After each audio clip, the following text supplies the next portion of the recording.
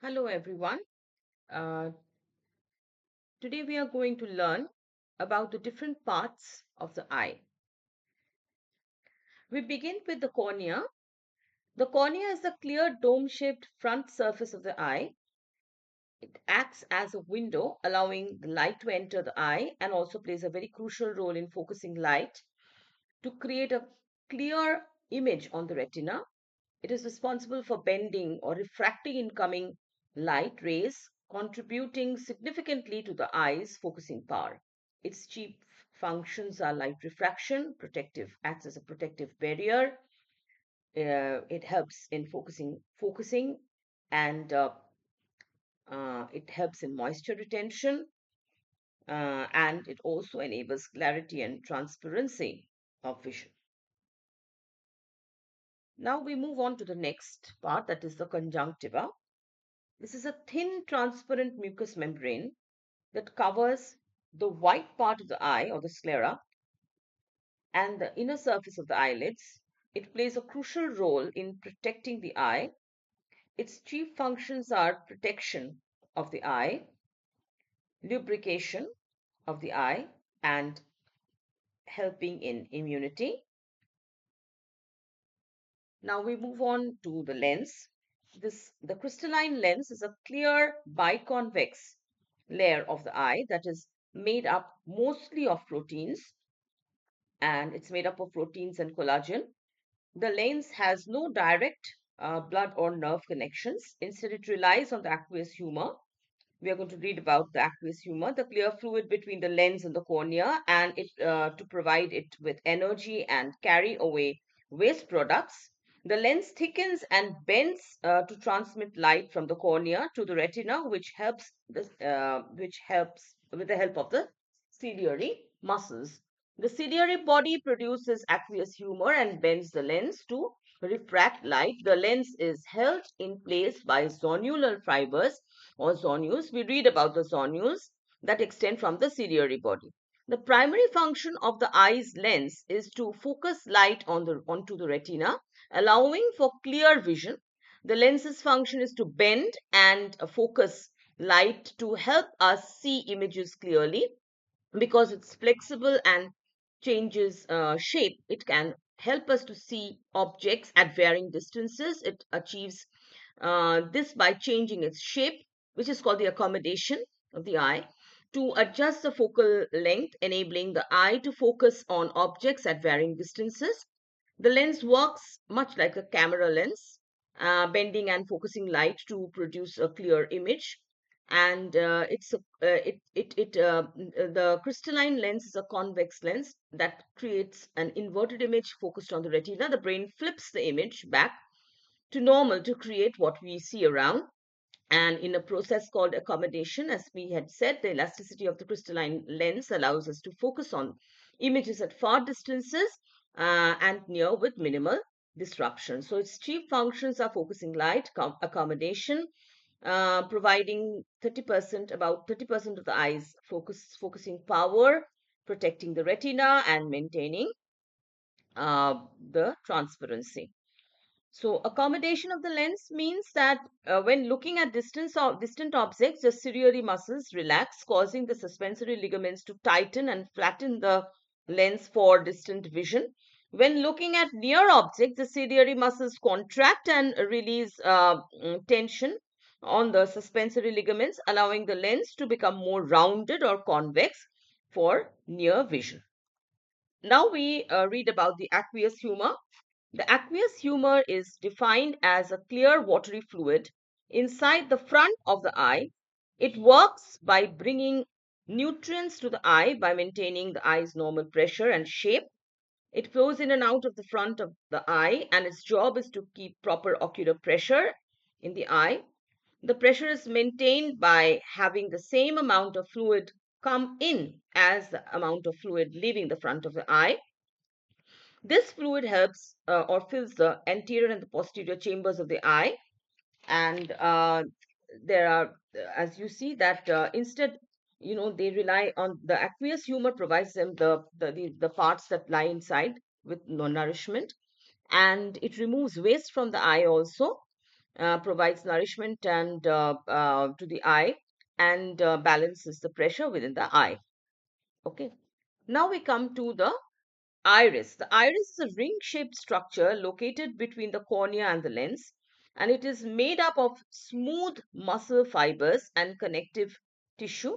The iris is the colored part of the eye that we see because of this. It depends upon the color of the eye. Depends upon the iris. It can be black. It can be blue. It can be brown or whatever.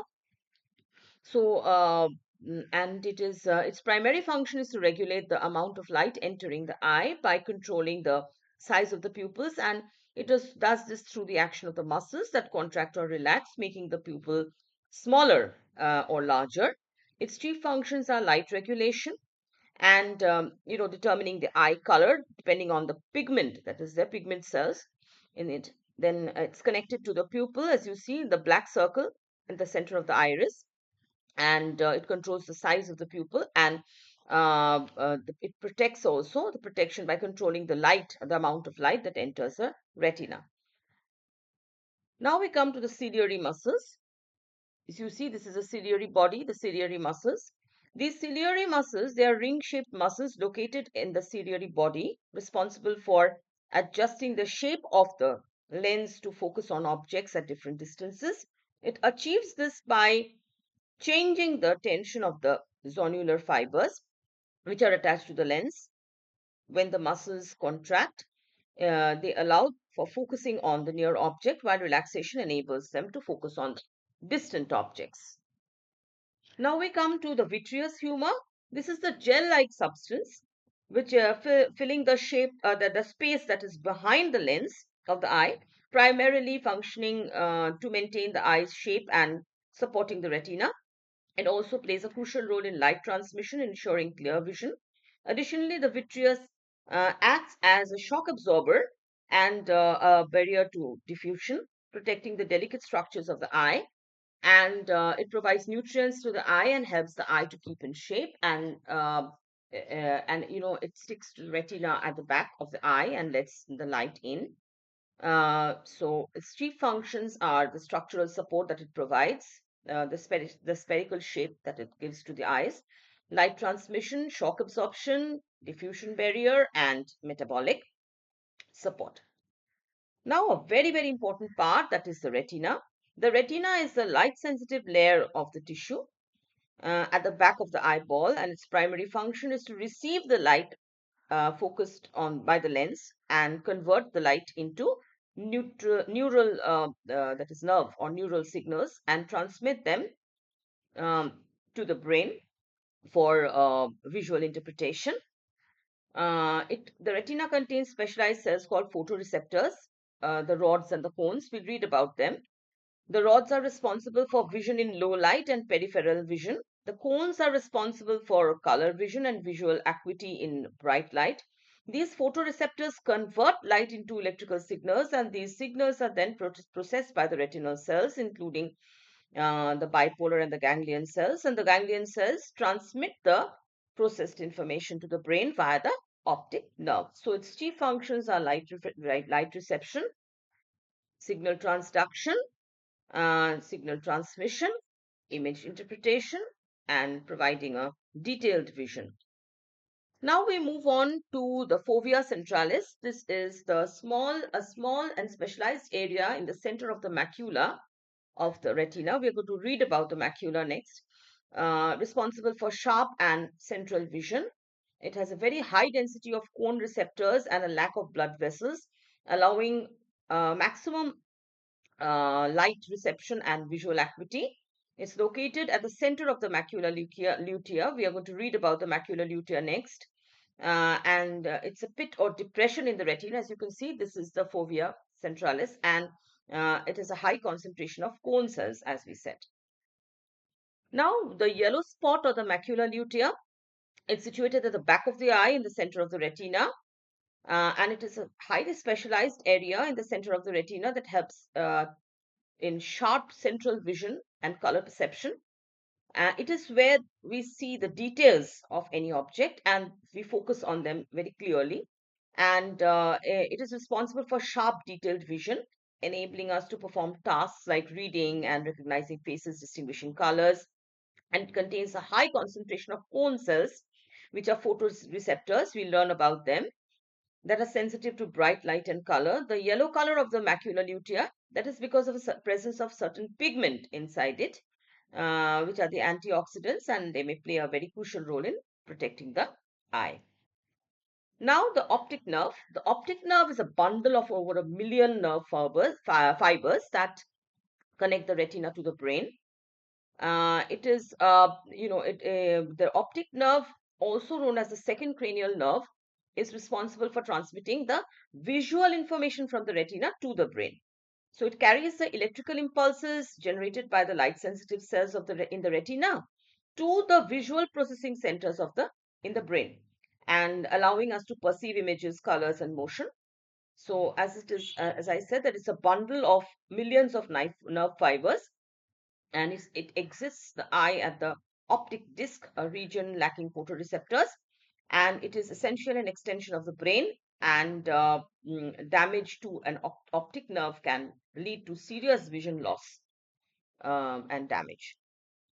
Now, the blind spot. Blind spot in the eye is a small area on the retina where the optic nerve exits the eyeball, and it lacks photoreceptor cells, that is the rods and the cones. We are going to read about them, making it insensitive to light and thus a blind area in our field of vision. While the brain usually fills in this gap using information from the other eye and surrounding visual information, it's a normal anatomical figure of the eye, and it is located where the optic nerve connects to the retina.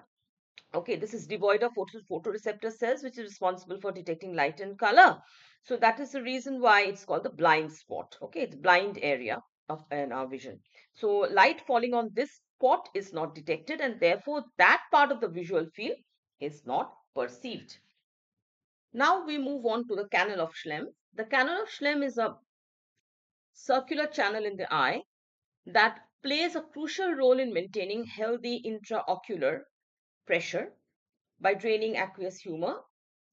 It is located at the junction of the cornea and the sclera, and encircling the anterior chamber. And this channel is essential for regulating fluid balance within the eye and is relevant to the study and treatment of glaucoma. In glaucoma, what happens is the normal drainage of the aqueous humor through the canal of Schlemm is often impaired, as a result of which there is a built up in the pressure within the eye, and which damages the optic nerve and may lead to vision loss.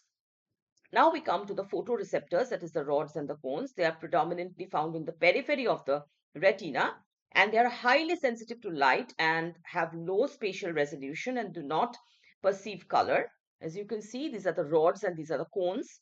And rods and cones, and as you see, they are responsible for converting light into signals the brain can interpret for vision. And the rods are highly sensitive to light and enable vision in low light conditions. And while cones are responsible for color vision and fine detail in the brighter light, they are responsible for vision in low light and enabling us to see in the dark. So we see the rods help us to see in low light dim light conditions, while the cone help us to see it in the bright light conditions, and help us to see the color also. Now we move on to the tunics of the eye. The tunics of the eye, they refer to the three layers that make up the wall of the eyeball. The outermost one is the fibrous tunic, the middle one is the vascular tunic, and the innermost one is the nervous tunic. The fibrous tunic, it consists of the sclera and the cornea, and the sclera provides support and attachment to the eye muscles, while the cornea helps to focus light. The vascular tunic, or the uvea, is a middle layer, and it is made up of choroid and ciliary bodies and the iris. And the nervous tunic, that is the retina, this is the innermost layer, which consists of the light sensitive cells, or the photoreceptors that convert light into electrical signals. And it also includes the nerve cells that process visual information and send it to the brain via the optic nerve. Now, the suspensory ligaments, there are two types of suspensory ligaments. That is, the one is the suspensory ligament of the eye, and the other one we'll read is the suspensory ligament of the lens. Okay, so the suspensory ligament of the eye is situated below the eyeball, and it is also known as a Lockwood's ligament. It's a fibrous structure that supports the eyeball within the bony orbit of the skull. And the ligament is composed of strong, flexible, fibrous tissue, and its primary role is to support the eyeball, keeping it stable upward and forward. And it also prevents the eyeball from sinking or bulging out of the orbit, and it helps to maintain the eye's position and prevents it from drooping. So the ligament plays a very crucial role in stabilizing the eye and ensures proper alignment for optimal vision. Okay. Now we come to the suspensory ligament of the lens. The suspensory ligament of the lens, they are also known as the zonules of Zinn. They are a network of fibers that connect the lens of the eye to the ciliary body, and it is composed of the numerous fibers that form a ring around the lens, attaching to the ciliary body, and it suspends the lens within the eye and maintains its position. It's very crucial for focusing by changing the shape of the lens, and facilitates an accommodation of the lens and the process of focusing on objects at various distances. Now the sclera, this is the white opaque outer layer of the eyeball which is visible, and it provides the, sorry, this is not this part is this it is the white part of the eye. Okay, and it provides protection and helps to maintain the shape of the eye. It's chiefly made up of collagen and elastic fibers and is often referred to as the white of the eye. Okay, its primary role, basically, this part is the visible part, so its primary role is to protect the eye's internal structures and to maintain the eye's spherical shape. And it also provides attachment points for the muscles that control eye movement. Now, the choroid is a vascular layer in the eye situated between the sclera and the retina. It is a crucial part of the uvea. The middle, as you see, the tunics of the eye, as I said, so it is a uvea, the middle layer of the eye wall, and it plays a vital role in supplying oxygen and nutrients to the outer layers of the retina. The choroid also contributes to regulating eye temperature and potentially plays a role in the eye shape development. The choroid helps regulate the temperature of the retina, preventing overheating.